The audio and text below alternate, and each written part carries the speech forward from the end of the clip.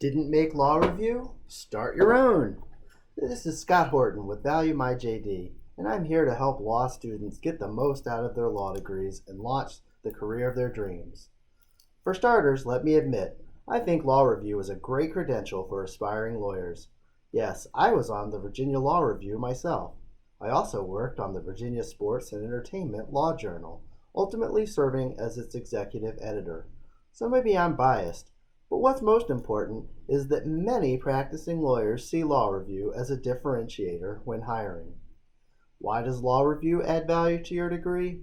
First, it shows you did something right in the first place.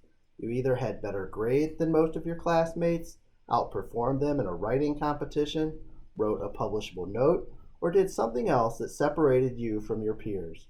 Especially when it comes to hiring a law student or recent graduate, it helps to have something in black and white on your resume that other candidates don't have.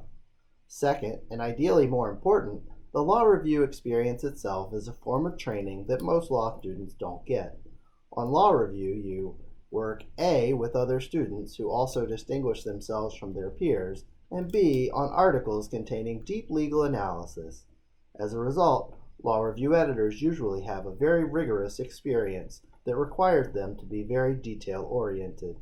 In my experience, that translates in meaningful ways to the actual practice of law, perhaps even more so than how one performs on typical issue-spotting law school exams. Okay, that being said, making your school's law review is certainly not the end-all and be-all of your career prospects. Again, most law students don't make law review. Many of them get great jobs right out of law school and go on to have incredible careers. But, of course, that doesn't mean you should just leave your future entirely to fate. I encourage a student who doesn't make law review to start your own. Now I realize that you can't just suddenly decide to start your own journal to replace your school's law review, so I don't mean this perfectly literally. What I mean is, you should find some way to duplicate, or even better, exceed the benefits of being on the law review. Before I expand on starting your own law review, one side note. Many law schools have various subject matter journals in addition to the law review. As mentioned, I was also on one of these during law school and took on what was the number 2 position behind editor-in-chief. But in my experience as a practicing lawyer, I frankly haven't found these journals to carry much weight in the hiring process. Sure, they are definitely better than not doing anything outside of your classes, and if these journals are available at your school, you should seriously consider them as part of your overall law school experience. But even if you join a journal, I suggest you also start your own law review. So what does it mean to start your own law review? Remember, the goal is to meaningfully set yourself apart from most of the new lawyers you're competing with for jobs.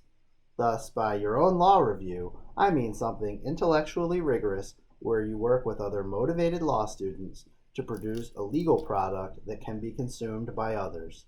It won't be the law review, but in at least one way it will be better. You created it. Virtually no one in the legal job market can say that about their school's law review. Let me try to be more specific.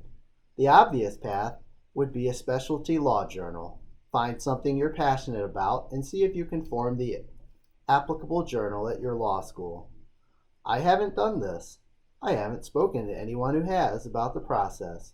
I'm sure it will be a challenge at many schools, but that's part of what makes it a great thing to do, right?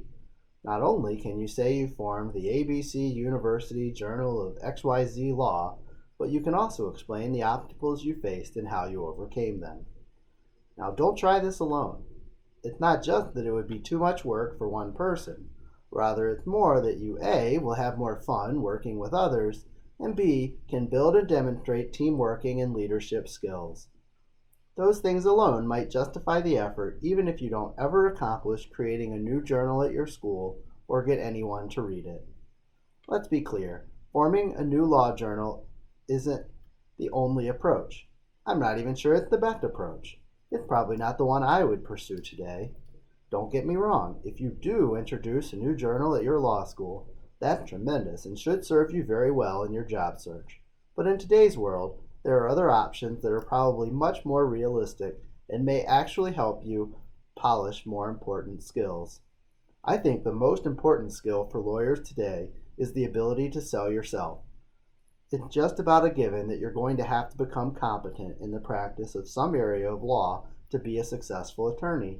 But once, and probably even before you are, you still have to convince people to pay you to perform legal work.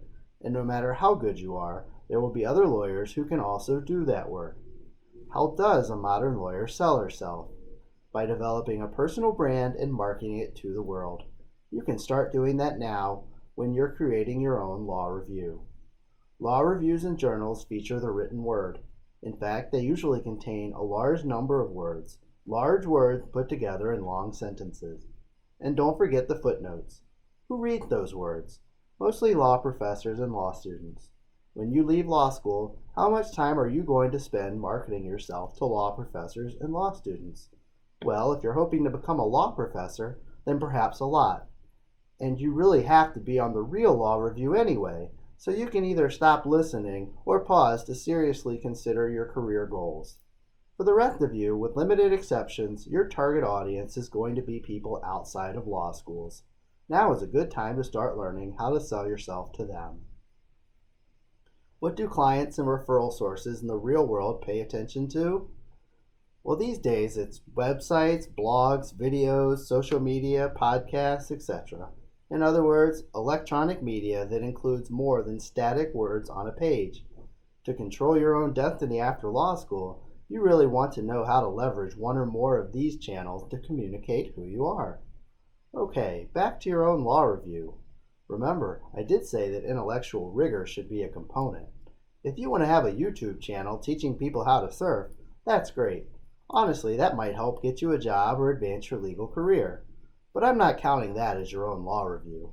On the other hand, if you create YouTube channels where you post videos of law students discussing recent Supreme Court decisions, then it counts here. I think I've probably already said enough to explain what counts and what doesn't.